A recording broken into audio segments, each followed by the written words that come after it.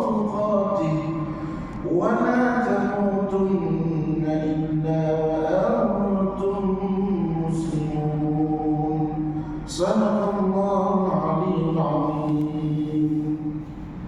Yang berbahagia lagi berbahagia barisan ahli jawatan kuasa, pengurusan, pentadbiran serta pengimarahan Masjid Bukit Indah Ampang. Yang saya hormati lagi saya segani barisan tuan-tuan guru, tuan-tuan imam, tuan-tuan bidan, para asatidzah yang hadir dan yang sentiasa berada dalam dakapan doa saya, jemaah yang dikasihi, muslimin, muslimat, tuan-tuan haji, tuan-tuan hajah, ibu-ibu, ayah-ayah, abang-abang, adik-adik, kakak-kakak yang dirahmati oleh Allah Subhanahu wa taala sekalian. Alhamdulillah, pertama dan selama-lamanya marilah sama-sama kita merafak dan meninggikan rasa syukur kehadirat Allah Subhanahu wa taala kerana Allah Subhanahu wa taala masih sudi mengumpulkan kita di dalam rumahnya yang mulia pada hari yang mulia, bulan yang mulia 20 Rejab 1445 Hijrah bersamaan 31 Januari 2024 dalam payung rahmat, dalam payung berkah, dengan kita dapat melaksanakan dengan izin dan ketentuannya kita dapat melaksanakan salat fardu maghrib secara berjemaah. Alhamdulillah. Dan lantaran daripada itu kita boleh diberikan kurniaan, peluang dan ruang, masa dan waktu yang ada untuk kita sama-sama penuhi antara maghrib dan isyak ini satu renungan, pedoman, panduan, pengajaran, tazkirah dan juga tausiah daripada kalam-kalam suci Al-Quran serta hadis baginda Nabi sallallahu alaihi wasallam berkenaan dengan insya-Allah jalan menuju husnul khatimah insya-Allah. Tuan-tuan rahmati oleh Allah Subhanahu wa taala sekalian, berdasarkan ayat yang saya bacakan pada mukadimah tadi, Allah Subhanahu wa taala telah berpesan kepada kita betapa pentingnya kita ini hidup di dunia. Untuk apa? Pertama, menjadi orang yang beriman. Ya ayyuhallazina amanu, kata Allah, wahai orang-orang yang beriman, ittaqullah, bertakwalah kepada Allah. Yang kedua, jadi orang yang beriman dan bertakwa. Jadi orang yang beriman tak ada takwa, tak ada gunanya juga. Karena bertakwa kepada Allah. Dan takwa atau tak takwa macam mana? Takwa dengan sebenar-benar takwa, haqqa tuqatih, sebenar-benar ketakwaan, sekuat-kuat ketakwaan. Dan sebab itu Allah pesan, wala tamutunna illa, jangan kamu mati melainkan apa? Wa antum muslimun, kamu mati dalam keadaan menjadi orang yang muslim, Islam. Kita di dalam ironi ini, kita dilahir alhamdulillah. Kita lahir semuanya dengan cara yang sama dan uniknya kita ni lahir, beruntungnya kita lahir sebagai seorang fitrah, seorang muslim. Alhamdulillah, itu merupakan anugerah nikmat yang sangat besar. Duduk 9 bulan 10 hari dalam bawah rumah Abah kita mengandung, dia mengandungi kan? Dia mengandungi apa? Oksigen.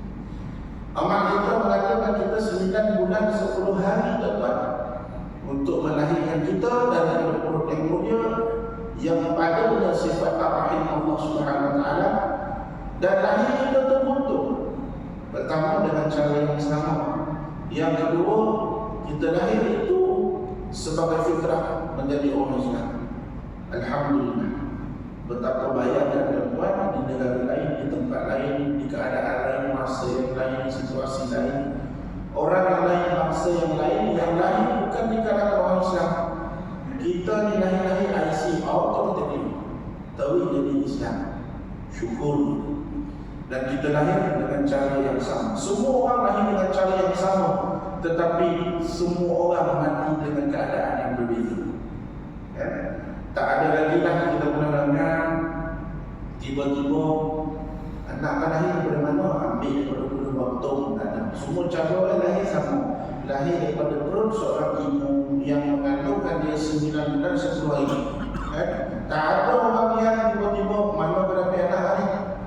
Anak ni potik kat pokok tu nak nampak tergayung, tergantung kan. Jadi potik dah bawa balik imam belum, tak ada. Tak ada orang yang dia lahir-lahir daripada keluar daripada bukit, daripada pokok, daripada mana-mana dah sampai, tak ada. Semuanya keluar daripada perut seorang ibu, daripada manusia yang bernama wanita. Maka itulah kehebatan Allah Subhanahu Wa Taala. Tapi mati kita semua berbeza-beza. Mati kita semua berbeza-beza. Ada yang mati kena kencing mani, ada mati kena gawat, ada mati sakit jantung, ada mati yang kena hempap dia trailer. Ini enggak ada auto nak pergi sekolah. Trailer lalu kembali hempap dia mati kan. Berbeza-beza cara. Tapi yang pasti kita boleh pastikan untuk mati dalam keadaan walaupun berbeza, tapi kita kena pastikan mati dalam keadaan yang sama ketika kita lahir, iaitu kita lahir dalam Islam. Mati pun kata Allah, wala tamutunna illa wa antum muslimun. Jangan mati dalam keadaan kita tidak beragama Islam. Amat rugi. Sebab apa? Bila mati kita hidup dalam Islam, mati bukan sebagai Islam, maka tidak ada tempat kita di sisi Allah. Rahmat Allah Subhanahu Wa Taala, neraka dalam tempat kita. Maka tanda-tanda husnul khatimah pada malam ini kita akan lihat daripada kitab Misteri Mati dan Alam Kubur, di mana Nabi sendiri mengajarkan kita untuk sentiasa berdoa hidup kat dunia ini biar dapat mati dengan husnul khatimah. Berdasarkan hadis Nabi SAW, innamal a'malu bi khawatimih. Kita ni mati ni, kita ni amalan kita ni ditentukan dengan pengakhiran kita. Kalau nak tahu kita ni dapat rahmat, dapat keredaan, keampunan, dapat kasih sayang Allah di hari akhirat nanti berdasarkan pengakhiran kita. Kalau pengakhiran kita itu baik, maka amat besar dan peluang untuk kita mendapat ganjaran, tempat, kedudukan, kehidupan yang baik juga di alam barzakh dan juga alam akhirat. Dan kita juga kena doa juga dengan doa yang Nabi ajarkan. Allahumma khtim lana bi husnil khatimah. Ya Allah, matikanlah kami, tamatkanlah kehidupan kami bi husnil khatimah, dengan sebaik-baik, dengan husnil khatimah, dengan pengakhiran yang mulia, pengakhiran yang baik. Wala takhtim alaina, ya Allah, jangan kamu matikan kami dalam keadaan pengakhiran kami bisu'il khatimah, dengan pengakhiran yang buruk. Jadi tanda-tanda itu telah mendapat susun dalam kitab Misteri Alam, Misteri Mati dan Alam Kubur ini. Dia ada hampir 57 jenis tanda kematian husnul khatimah. Ada pun malam ini kita tengok orang berapa yang sempat, yang sempat kita tengok, itulah tanda-tanda. Baik, yang pertama, tanda husnul khatimah itu adalah menurut pengarang kitab Al-Musannif rahimahullah ta'ala bihi wa nafa'ah fi ulumihi fid darain insyaallah. Yang pertama, pengucapan kalimat syahadat oleh seseorang saat kematiannya. Sabda Rasulullah sallallahu alaihi wasallam, "Man kana akhiru kalami la ilaha illallah dakhala al-jannah." Kata Nabi berdasarkan hadis yang diriwayatkan oleh Abu Dawud. Hadis ini martabat hasan dalam kitab Al-Irwa. Siapa, kata Nabi, yang akhirnya perkataannya, kalam terakhirnya hidupnya adalah la ilaha illallah, maka dakhala al-jannah. Kata Nabi, dia akan dapat masuk syurga. Ini pengakhiran yang baik.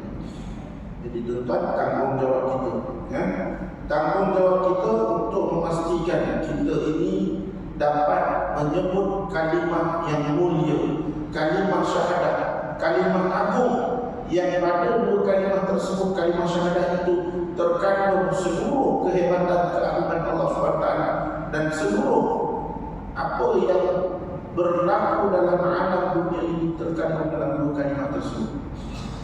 Dari Talhah bin Ubaidillah radhiyallahu ta'ala anhu, ia berkata, Umar melihat Talhah bin Ubaidillah sedang gelisah. Maka Sayyidina Umar Khattab berkata, ada apa dengan wahai Bapak Fulan?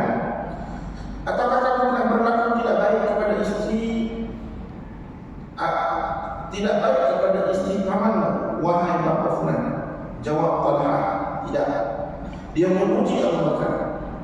Hanya saja saya mendengar dari Rasulullah SAW suatu ucapan, tidaklah ada yang menghalangiku untuk bertanya kepada beliau tentang hal itu kecuali takdir sahaja. Sehinggalah beliau wafat. Saya mendengar beliau bersabda, sesungguhnya saya akan mengajarkan suatu kalimah yang tidaklah seorang hamba mengucapkannya saat kematiannya kecuali membuat warna kulitnya bersinar dan Allah akan melepaskan bencananya. Lalu Sayyidina Umar berkata, sesungguhnya saya akan mengajar apa kalimah itu. Di kisah di mana Talha bin anak kepada Ubaidillah, yaitu Talha, dia tercari-cari satu persoalan yang tidak dijawab kerana tak sempat tanya pada Rasulullah SAW. Dia itu, dia pun nampaklah kelihatan dia juga resah dan risah. Umar tanya, kamu ni kenapa? Kamu ada buat masalah dengan isteri kamu ataupun tidak? Tidak. Cuma saya bertanya, apakah kalimah yang Nabi sebut yang saya dengar yang boleh membuat warna kulit kita akan bersinar kerana Allah melepaskan bencana. Dan Umar kata, Umar tahu hadis ataupun kalimah tersebut. Umar tawarkan kepada Talha, biar aku ajarkan kalimah itu. Lalu Talha bertanya, apa kalimah itu? Kata Umar, ketahuilah kalimah yang paling agung di antara kalimah. Sedangkan hadis Nabi yang lain disebut afdalu dzikri fa'lam annahu la ilaha illallah. Ketahuilah sebaik-baik zikir itu adalah la ilaha illallah. Maka Umar pun menyebut yang Nabi menyuruh pancinya untuk mengucapkan saat kematian adalah la ilaha illallah Muhammadur Rasulullah. Talha berkata, kamu benar. Demi Allah memanglah itu kalimah. Jadi diterangkan kehebatan keagungan kalimah agung yang merupakan miftahul jannah, kunci kepada syurga. Dikunci dia tuan, gigi dia belum tentu lagi dapat kunci, belum tentu dia masuk syurga. Sebab pada kunci itu dia ada gigi. Gigi apa? Mestilah rukun yang terkait dengan rukun Islam dan rukun iman. Kalau kalimah syahadat sahaja tak memadai, tak perlu kita solat lima waktu, tak perlu kita menunaikan zakat, itulah kunci-kunci. Sebab itu ada orang Islam yang dimasukkan dalam neraka di Makkah beribu-ribu tahun, kemudian dicelup di dalam neraka tadi dengan jumlah bilangan tahun yang banyak dan panjang, baru dia dikeluarkan masuk ke dalam syurga. Sebab apa? Sebab kunci saja belum tentu dimasuk. Sebab pada kunci itu dia ada gigi dia kata ulama. Maka itulah kalimah yang Nabi ajarkan kepada Abu Talib. Tapi Abu Talib tak boleh nak sebut kerana dikelilingi oleh pembesar-pembesar Quraisy, rakan-rakan sejawatan, pembesar yang menghalanginya untuk menyebut, dan dia terhalang dengan perkataan tersebut dan akhirnya dia tidak mati dalam keadaan beriman. Sedih Nabi. Lalu Allah SWT kata, innaka la tahdi man ahbabta. Itulah juga akan muncul dikatakan ulama al-udhr, tahun kesedihan yang menyebabkan peristiwa berlaku itu pada bulan Rajab ini, yang mana bahawa ini dah ceramahan Imam Mudasyirah berkata, Imam Mudasyirah berkata di kisah Isra Mi'raj. Itulah muncul Allah nak pujuk hati baginda kerana pada tahun yang sama itu meninggalnya dua insan yang dekat dengan Nabi. Yang pertama saya katakan Khadijah, kemudian Abu Bakar. Maka Nabi pula diuji pula di Taif kan, mati berdarah-darah, kena mati setelah biasa, lemah, putus semangat, bukan yang putus asa, putus semangat, rasa macam tak bermain, nak meneruskan perjuangan ini dengan dapat. Lalu Allah anugerah dengan rehlah ataupun percutian, bukan yang percutian ke Pakistan depan, percutian ke langit. Allah Allah. Itulah beza keagungan bagi Nabi SAW. Jadi yang pertama nak tengok mati Rasulullah Fatimah, dia perkataan terakhirnya waktu sebelum dia nazar, sebelum dia sakratul maut, mabuk dengan keadaan sakratul maut, dia sebut la ilaha illallah Muhammadur Rasulullah. Dan ingat, kalau lihat antara kaum kerabat, ahli kaum kita, contoh ayah pada keadaan nazar, anak-anak wajib untuk ajarkan, orang yang terdekat wajib untuk ajarkan. Berdasarkan hadis Nabi sebut, laqinu waqtakum la ilaha illallah, talqinkan, ajarkan ke atas orang yang sedang menghadapi kematian saat nazar itu dengan perkataan la ilaha seorang cukup, jangan ramai-ramai. Kalau anak 10 orang dengan 10 orang, kalau pergi kat telinga, apa yang 5 orang, 5 orang tak payah. Cukup seorang saja.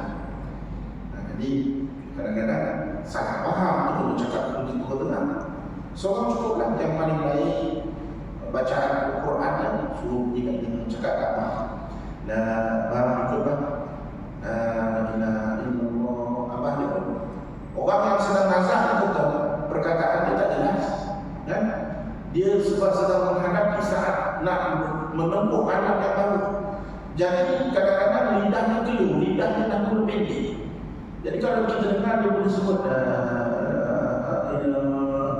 jangan pula si anak tadi mentang-mentang kerana ada emosi apa?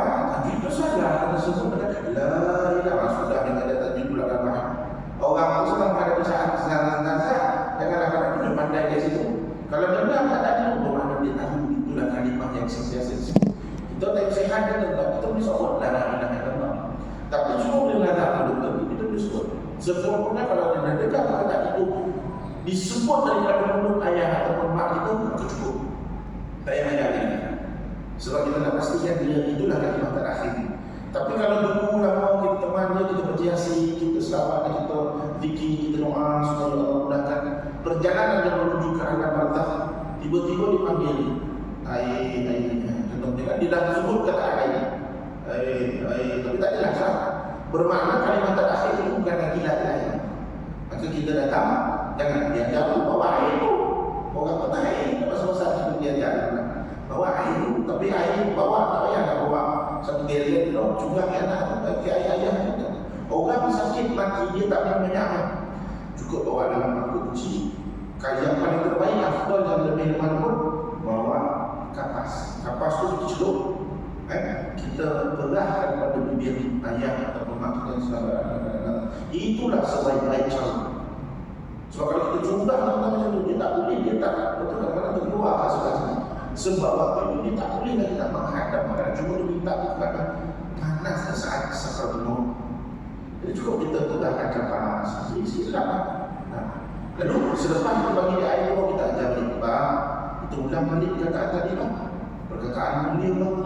La ilaha illallah Muhammadur Rasulullah. Apa itu ulang balik walaupun tak jelas. Jadi itu supaya orang yang sedang menghadapi kematian perkataan akhirnya la ilaha illallah, kalau kata pada kita ajar itu dia pun mengingat, maka itu tanda-tanda husnul khatimah. Cukup. Jadi kita dah tahu dah Allah telah memanggil ayah kita. Cakap daripada kalau kita saksikan Allah telah memanggil mak kita dalam keadaan husnul khatimah. Perkataan akhirnya apa kita yang meninggalkan itu, mak kita meninggalkan itu, dia mampu menyebut kalimat la ilaha illallah. Itu yang pertama.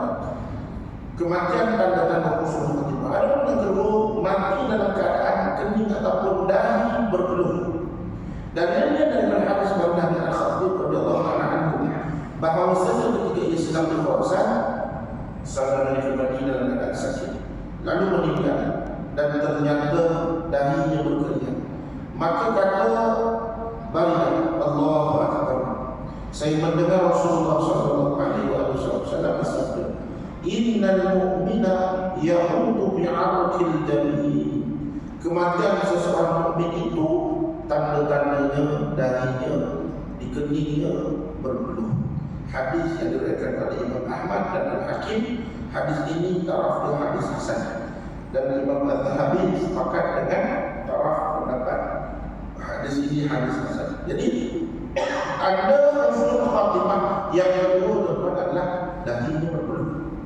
Jadi kita tengok dia nak baca la ilaha illallah tadi kan, tengok tubuh, tengok bagi kat kepala tu, imak, tengok mak kepala abah kan, berpeluh, ya kan, tak payahlah. Itu tanda-tanda bukti dia sedang dalam keadaan husnul khatimah. Berpeluh tu bukan kerana dia takut, tidak. Itu tanda-tanda orang beriman. Kata Nabi, tanda-tanda orang beriman dalam hadis tadi, bi'arqil jabin, dahinya berpeluh. Maka biarkan kita mudah boleh terima, janganlah kasi dia bersorak husnul khatimah, orang tu tak mati kan. Jangan macam tu lah. Jadi kita kena gasuh lapang lalu bila pada tengok di antara tanda-tanda. Jadi meninggal di dalam keadaan yang berpenuh itu tanda-tanda husnul khatimah.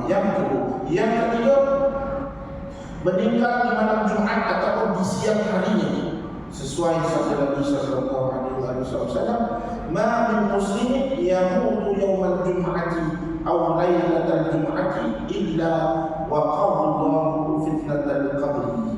Tidaklah seseorang muslim meninggal pada hari Jumat atau malam Jumat kecuali Allah melindunginya daripada fitnah kubur. Hadis yang diriwayatkan oleh Imam Ahmad dan At-Tirmidzi, hadis ini juga hasan terdapat dalam kitab Sahih Al-Jami'. Jadi yang ketiga, tanda-tanda husnul khatimah pada waktu meninggal malam Jumat. Contoh hari Khamis, malam itu malam Jumat meninggal. Nak bawa motor, bawa nak balik daripada masjid kan, nak balik ni nak makan malam bersama keluarga, tiba-tiba lagi dan makan tinggal husnul khatimah mati malam Jumat. Ataupun siang pagi tu hari Jumat kan, nak pergi kerja, baru cuti wilayah, esok dia yang cuti hari Jumat, esok dia nak kerja, bawa kereta tiba-tiba 76 pula tersilap boleh tak makan, masuk dalam daun meninggal, mati husnul khatimah. Dan mati aksiden juga, dia lagi bukan dapat satu pahala husnul khatimah, dia dapat lagi satu lagi pahala, dua pahala husnul khatimah, kerana termasuk orang yang terbanting daripada kenderaan itu. Ini contoh dua pahala husnul khatimah. Sebab ada mati husnul khatimah itu bukan sekadar mati Jumat. Kalau hari itu dia mati hari Jumat, pertama dia dapat husnul khatimah yang pertama. Yang kedua, kalau dia mati dan contoh dia terbanting daripada kenderaan, bawa motor terbanting, tercopot pun ada dalil. Nanti kita akan kalau sempat. Jadi yang ketiga adalah mati pada hari Jumaat ataupun malam Jumaat. Tapi kalau kita lihat kewafatan dari Nabi di hari Isnin, adakah hari Isnin tidak mungkin? Tidak. Siapa yang meninggal hari Jumaat hari Isnin pun dikira juga. Cuma disebabkan kemuliaan hari Jumaat itu, maka pada orang yang meninggal hari Jumaat itu mulia sayyidul ayyam, penghulu bagi segala hari itu. Orang yang meninggal pada hari tersebut dia terlepas daripada fitnah kubur saja. Belum tentu selamat pada hari akhirat. Ada ulama berpendapat dalam kubur dia selamat, dia tidak ditanya dengan soalan-soalan yang sepatutnya. Dia lalu dalam keadaan berbahagia di dalam alam barzakh, tapi dia bangkitkan pada benda itu. Ini sebab itu, tapi kebiasaan dia yang meninggal hari Jumaat ini memang Allah pilih, memang boleh dia. Tapi ada tak orang yang fasik, orang yang munafik, orang yang kufur pada Allah itu tak boleh meninggal hari Jumaat? Ada. Mungkin kerana ada beberapa amalan yang dilakukan, Allah pilih dia untuk selamat hanya di alam barzakh, tapi dibangkitkan nanti untuk dilepas. Ada juga ada pilihan kata Nabi, terhindarlah dia daripada waqahu Allahu fitnatal qabr, dia terhindar daripada fitnah kubur. Ini yang ketiga, meninggal hari Jumaat. Adapun kalau meninggal Senin itu seperti Nabi SAW, Nabi meninggal tidak di hari Jumaat. Bukan adakah Nabi tidak boleh? Tidak. Allah SWT memilih hari yang sama Nabi dilahirkan. Ketika Nabi wafat pada hari Senin dan pada hari Isnin itu hari yang mulia bagi Nabi SAW. Sebab itu Nabi berpuasa pada Isnin. Jadi kalau ada orang yang bilang pada hari Senin pun satu kemuliaan sama dengan Nabi SAW. Lahir pada Isnin pun antara kemuliaan. Supaya ingat lahir sama dengan lahir Nabi Isnin. Ada kelebihan masa ataupun hari itu bukan tergantung di hari akhirat nanti dia selamat masuk dalam syurga boleh tentu. Cuma di alam kubur dia terhindar. Baik, yang berikutnya keempat, mati syahid di medan perang. Allah Subhanahu wa taala berfirman dalam surah Al-Imran ayat 169 hingga 171. Itu panjang yang dalil ditetap di mana mereka itu banu ahya, sampai yang pendek saja, bahkan mereka itu berkira mati terhadap orang yang masih tinggal di belakang yang belum menyusul mereka. Inilah golongan syahid yang mati syahid di medan perang. Sabda sallallahu alaihi wasallam, Nabi sallallahu alaihi wasallam, bagi seorang yang mati syahid di sisi Allah itu ada 7 perkara. Ini kelebihan orang yang mati syahid. Tapi sebelum itu tuan-tuan, kita kena faham dulu. Mati syahid dia terbahagi kepada 2. Ada ulama kata 3, tapi saya nak mudah dapat faham 2 saja. Syahid itu bagi kepada 2, iaitu yang pertama syahid di dunia akhirat. Yang kedua syahid di dunia sana. Yang syahid di dunia akhirat apa dia? Syahid yang mati di dalam perang, berjihad fi sabilillah. Yang ini tak wajib dan tak boleh kita mandikan dia dan kafankan dia. Kita kena biarkan sebagaimana dia mati. Kalau kata di medan perang tadi, baju dia terkoyak berdarah, dengan darah-darah itu dan kita kebumikan, tak boleh dimandikan. Kerana dia mati dalam keadaan mati syahid dunia akhirat. Di dunia dia dapat pahala syahid, akhirat pun nanti Allah angkat dia sebagai syahid yang terlepas daripada segala azab kubur dan terlepas daripada perhitungan di hari yaumul mizan. Ini kelebihan mati syahid, berjuang fisabilillah. Contoh macam Ja'far bin Abi Thalib kan, tangan diputus, itu semua mati syahid syuhada. Sekarang roh mereka di mana? Di bawah arasy, payungan arasy Allah, mereka berterbangan. Mereka menjadi burung-burung yang berterbangan. Itulah syuhada. Kelebihan syuhada ini bukan hidup dekat taman-taman, bahkan dikurniakan tempat-tempat sarang-sarang yang sangat cantik. Ini kelebihan orang yang mati syahid di medan peperangan. Dan mereka ini tidak akan dihitung amalannya, dosa-dosanya dihapuskan, kecuali satu je, hutang. Tapi hutang pun dia bayar dengan sedikit saja pahala syahid itu, dia boleh bayar hutang untuk orang yang dihutang dengan manusia lah. Hutang dengan Allah untuk lunaskan. Hutang dengan manusia, katakanlah ada hutang dengan manusia tak punya 30,000, sedikit saja pahala syahid, tapi dia bagi pahala itu kepada orang yang hutang, habis settle. Cuma ada hutang saja dia akan dinilai hisab, dia melebihkan. Adapun dosa-dosa kita semua diampunkan. Masuk syurga. Ini golongan yang pertama, mati syahid di akhirat. Ini yang di medan perang telah di Palestin, di Syria, di Yaman dan sebagainya kan. Golongan ini mujahidin al-mujahidin. Jadi mujahidin ini kalau meninggal niat dia ikhlas kepada Allah, dia dapat pahala syahid dunia dan akhirat. Adapun yang kedua, syahid dunia sahaja. Syahid dunia ni, inilah yang disebutkan husnul khatimah, orang yang sakit turun, orang yang terbanting atas kenderaan. Nanti kata tengok ini syahid dunia ni yang lemas. Itu dia mati syahid juga, tapi syahid dunia sahaja. Syahid dunia macam mana? Contoh orang yang lemas, disebut nanti ada dadanya. Orang yang mati lemas, dia tak boleh nak selamatkan diri, dia lemas. Maka dia meninggal kerana lemas, Nabi sebut dia dapat pahala syahid dunia. Dan di hari akhirat Allah akan bagi dia sejumlah pahala syahid. Kerana apa? Kerana kesakitan dia menghadapi saat kematian yang amat menyusahkan, yang amat membenarkan, yang amat dahsyat, maka Allah bagi dia pahala syahid.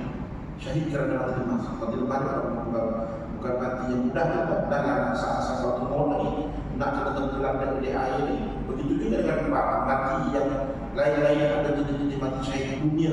Contohnya yang kena kanser, mati syahid dunia. Nanti kita akan tengok dalil-dalilnya.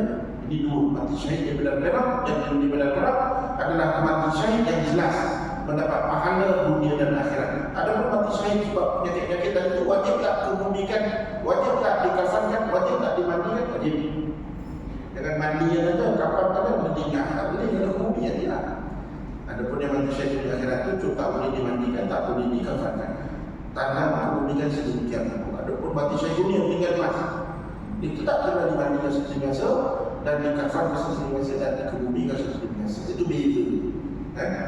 Bagi seseorang yang mati syahid, jadi di medan perang kata Nabi SAW, ada 7 perkara. Yang pertama, diampuni dosanya sejak bulan pertama darah dan tumpah. Dia menyaksikan tempat duduknya di syurga, subhanallah. Dia melihat, dia mengenakan pakaian perhiasan iman. Dia dipersunting oleh 72 bidadari. Ini kelebihan orang mati syahid di medan perang. Dia dihindarkan dari azab kubur, kata Nabi. Dia diselamatkan saat kehidupan yang dahsyat, yaitu kiamat. Dia disematkan ke atas kepalanya mahkota kebesaran dari batu mulia, lebih baik dari dunia dan sisinya, subhanallah. Pakai mahkota ini ada banyak 7 kelebihan orang mati syahid dunia akhirat. Dan dia mendapat memberi syafaat 70 orang keluarga, subhanallah. 70 orang boleh diselamatkan syafaat daripada kalangan ahli keluarga. Cuma kita ni tak mampu nak pergi berjuang di Palestin. Sebab apa? Berdasarkan akta undang-undang kelembagaan kita punya kewarganegaraan. Ada sertifikat yang Nabi ajar. Kalau kita nak dapat seorang mati syahid di medan perang, Nabi kata sebelum kita tidur, niatkan untuk mati syahid seumpama mati di medan perang. Niatkan setiap malam, ya Allah, kurniakan aku gagal. Ada kata malam terakhir aku, kurniakan aku mati syahid seperti mana ribunya aku nak mati syahid di medan perang. perang, seperti Ja'far, seperti Khalid, seperti Sa'ad bin Mu'adz. Sa'ad bin Mu'adz itu meninggal bergerak hebatnya di antara sahabat yang mati syahid dalam perang. Maka kita ada niat setiap malam, niat ya Allah dalam malam yang aku meninggal, dia tak akan termasuk dalam kalangan orang yang mati syahid di medan perang. Kalau dia meninggal malam itu, kata Nabi, dia mendapat pahala seorang ulama mati syahid di medan perang, walaupun dia tak jadi imam. Ini antara kaedah kita untuk dapatkan pahala seperti mana ataupun ganjaran seperti mana orang yang mati syahid di medan perang. Subhanallah, itulah kelebihan dari umat Nabi Muhammad sallallahu alaihi wasallam. Dari seorang sahabat Nabi sallallahu alaihi wasallam bahawa seorang berkata, wahai Rasulullah, mengapa orang mukmin menghadapi fitnah dalam kuburnya kecuali yang mati syahid? Sabda Nabi sallallahu alaihi wasallam, cukup kilatan pedang di atas kepalanya sebagai ganti fitnah. Hebatnya, belum kena pedang ni, kilat bersinar di atas pedang. Orang pedang musuh mengilas atau musuh membunuh, pedang itu tak kena pada pun, cahaya daripada kilasan itu pun sudah cukup menghapuskan fitnah dalam kubur. Subhanallah. Kesenang apa tak pahalaman kalau dulu pedang zaman sekarang dulu kita berani tak gelak dulu, pergi saja gelak dulu, tak berani. Budak kalau bersikap lalu nak anak kita boleh gelak itu budak bersikap. Takut kena dengan budak tu, padahal berbulu sejam pun dia takut kena dengan budak. Apa tak ada dulu yang maju. Subhanallah, bukan semua orang yang terpilih untuk mati syahid. Syekh Al-Albani rahimahullah ta'ala berkata perlu diperhatikan. Kesyahidan ini diberikan kepada siapa yang mengharapkan secara tulus ikhlas di hatinya sekalipun dia tidak mendapat kesempatan mati syahid di medan juang. Seusai sabda Rasulullah SAW. Ini dalil. Siapa yang meminta kesyahidan kepada Allah secara sungguh-sungguh, maka Allah mengangkatnya ke derajat para syuhada sekalipun ia mati di atas tempat tidurnya. Ini dalil yang saya sebutkan tadi daripada hadis yang diriwayatkan oleh Imam At-Tabrani dalam tajuk Al-Khabir. Hadis ini hadis sahih. Jadi tuan-tuan, kaedah kalau kita nak dapat seperti mana pahala orang yang mati syahid dunia akhirat tadi, niatlah sebelum tidur, ya Allah kurniakan aku ganjaran mati syahid seperti mana orang-orang yang mati syahid di medan perang. Niatlah setiap malam, lepas baca ayat kursi, lepas baca 30 bakul, lepas baca doa, kemudian kita bayangkan perjalanan kita, ya Allah, aku rindu sangat nak berjuang seperti mana para mujahidin di Palestin, nak bantu tapi tak mampu. Tapi ya Allah, ada kata peluang itu dapat diberikan kepadaku, aku ingin niat untuk mati dulu sebagai mati di kalangan orang-orang yang syuhada di medan perang. Mati yang begitu, maka dia dapat seolah-olah mati ke derajat para syuhada. Subhanallah. Baik, yang kelima, keenam, yang ketujuh, mati husnul khatimah yang terakhir adalah yang terjatuh, sesiapa yang terjatuh daripada binatangnya, yakni kenderaan di jalan Allah. Barang siapa yang terbanting, terpelanting daripada kenderaannya, dan sesiapa yang disengat binatang berbisa di jalan Allah. Dari Uqbah bin Amir radhiyallahu ta'ala anhu, dia berkata, Rasulullah SAW bersabda, barang siapa yang terjatuh dari binatangnya, dalam arti kata sekarang ini kenderaannya, maka ia mati syahid. Dia dapat pahala syahid. Tapi syahid dunia, hadis diriwayatkan oleh Abu Dawud dan Al-Hakim.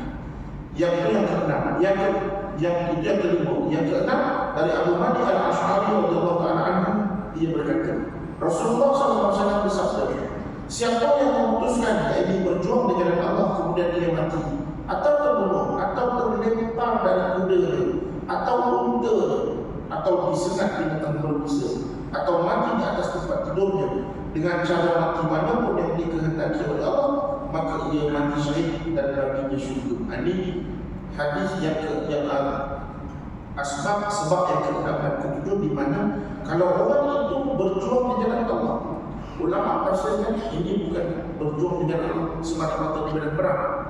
Kalau kita berjuang di jalan Allah adalah kita mencari rezeki keluar, pergi cari rezeki kerja, apa pun pekerjaan kita.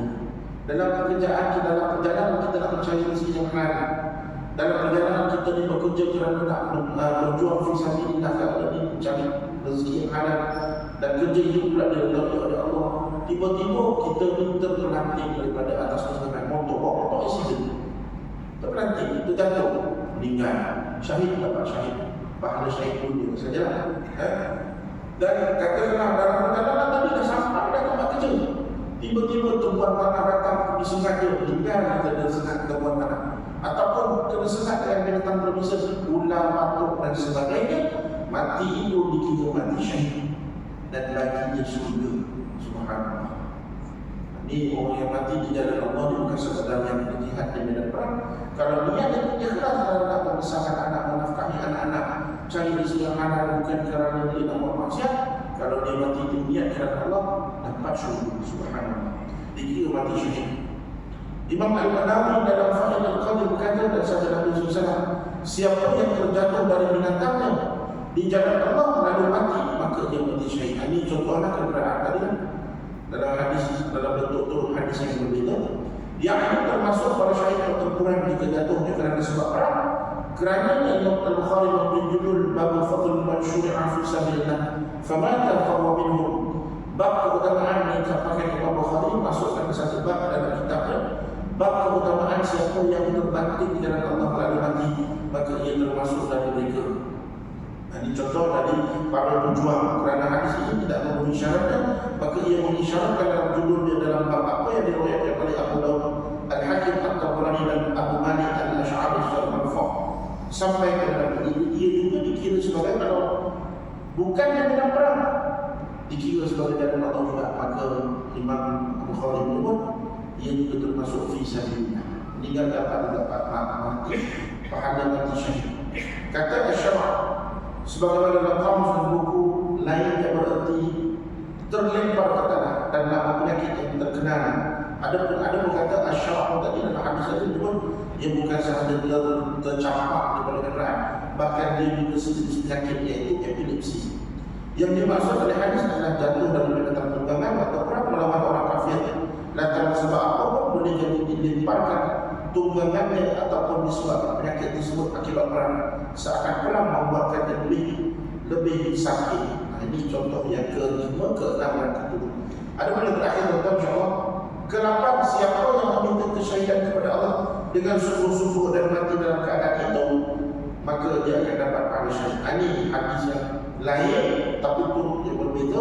Sama Nabi sallallahu alaihi wasallam, barang siapa yang meminta kesyahidan kepada Allah secara sungguh-sungguh, maka Allah mengangkatnya ke derajat para syuhada sekalipun dia mati di atas tempat tidurnya. Dan sabda Rasulullah SAW, siapa yang meminta kepada Allah agar terbunuh di jalannya secara tulus dari lubuk hatinya, maka Allah akan memberinya pahala syahid sekalipun ia mati di atas tempat tidurnya. Ini turun hadis yang berbeza. Adapun ini hadis yang diberikan oleh Imam Tirmidzi dan Ahmad, dan hadis ini dalam kitab Sahih Al-Jami' bukan sebagai hadis yang sahih pun juga. Kalau niat saja waktu malam sebelum tidur, kita tak boleh berdoa. Alam kita tidur ni ada Allah nak sangat mati dalam syahid, mati syahid dalam malam sangat mati. Setiap malam ada niat satu beragam satu. Saat tiba-tiba mati yang tak esok dia meninggal, maka dia dapat pahala syahid seumpama mati syahid di medan perang. Subhanallah. Ke-9 dan ke-10, mati kerana mabuk laut dan tergenang. Ini hadis juga dapat pahala syahid. Syahid dunia dari Ummu Haram radhiyallahu ta'ala anha, ia berkata Rasulullah sallallahu alaihi wasallam bersabda, bagi orang yang mati kerana mabuk laut adalah pahala 1 syahid, dan bagi yang tergelam pula adalah pahala 2 syahid. Ini hadis yang diriwayatkan oleh Abu Dawud dan hadis ini sahih. Juga diriwayatkan oleh Ibnu Qayyim dalam kitab Sahih Al-Jami'. Dan Ummu Haram radhiyallahu ta'ala anha, ia berkata Rasulullah SAW bersabda, orang yang mati kerana mabuk laut, yang muntah-muntah mendapat 1 pahala syahid, dan yang tenggelam mendapat 2 pahala syahid. Di turun hadis yang berbeza. Ada pilihan kesimpulannya, kalau orang yang mabuk laut dia tak biasa sampai mancing, nak ikut mancing dia ya tuan kan. Sampai-sampai tengah laut tu bawa ombak kan macam atas darat kita kan, dah duduk atau ombak tu berpusing-pusing, kita tak biasa. Rupanya dia ada vertigo. Dia orang yang vertigo baik. Orang yang ada vertigo dia tak boleh, kalau berombak-ombak dia mula rasa kuat-kuat, mentah-mentah, apa dia ada penyakit. Dan dia meninggal disebabkan itu, dia dapat sakit masyarakat. Tapi kalau dia datang penipuan kita itu terjatuh laut, lemas pula 2 pahala syahid. Subhanallah. Itu sangat keseluruhan dia adalah 10 husnul khatimah daripada 57 jenis husnul khatimah. InsyaAllah ada rezeki kesambung pada waktu yang lain yang baik kita dengar. Moga-moga kita Allah mahkamah dalam husnul khatimah beratakkan aneh yang Allah bismil khatimah. Sallallahu alaihi wasallam Muhammad wa ala alihi wasallam. Alhamdulillah rabbil alamin. Tutup dengan kafarat majlis dan surah.